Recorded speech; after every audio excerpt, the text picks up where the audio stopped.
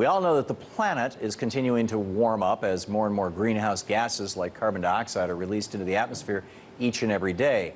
But while the situation today looks bleak, it could be even worse if it weren't for relatively recent growth, like over the last 100 years, of plants and trees. That's because according to new research from scientists at Princeton University, plants and trees have absorbed billions of tons of carbon, especially over the past 60 years, that otherwise would have been released into our atmosphere, causing our planet to become red hot. But it wasn't always this way. Between the 1860s and the early 20th century, deforestation and logging were the norm.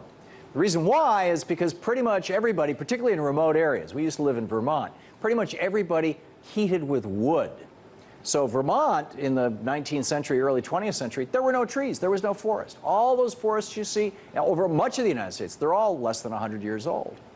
And because people were heating, then about, toward the late 19th century, early 20th century, they started running the railroads. Abe Lincoln put all that money into the railroads. They started running the railroads into these regions, and they could get coal into those areas. And as soon as you could get coal in, you'll see in the 1920s, 30s, 40s, house sizes started increasing, and they started growing the forests back.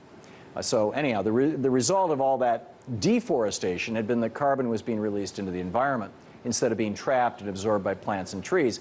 However, since really the 1930s, the FDR, the Civilian Conservation Corps, it was all about planting trees. Well, by the 1950s, those trees were big enough that they started really absorbing carbon dioxide, taking that carbon out of the atmosphere. And humans were using land differently, planting more trees and more plants.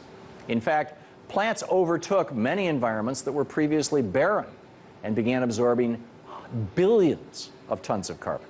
According to the researchers, since the mid-20th century, Earth's land-based carbon sink, that is mostly the plants and the trees that capture carbon, has kept 186 billion to 192 billion tons of carbon out of our atmosphere. Keep in mind, we've only released 350 billion tons since 1850.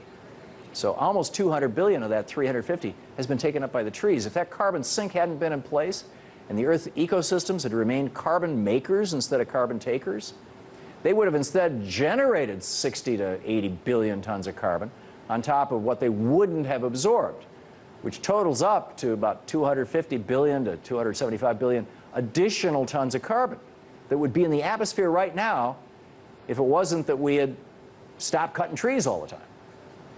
And those numbers would have pushed current carbon dioxide concentrations today to 485 parts per million, much more than the scientifically accepted threshold of 450 parts per million, the level at which scientists are now saying our climate can not pass without drastic and irreversible change. They're saying 450 is the next tipping point. These findings show how important it is that plants be taken, particularly trees, be taken into account in discussions about future global warming trends. And the findings make it clear that if we do nothing to reduce greenhouse gases and carbon emissions in our atmosphere, we're going to need a heck of a lot more plants and trees to pick up the slack and to maintain Earth's carbon sink. For more on the dangers of climate change and global warming and its causes, head over to lasthours.org and check out our new documentary, Last Hours.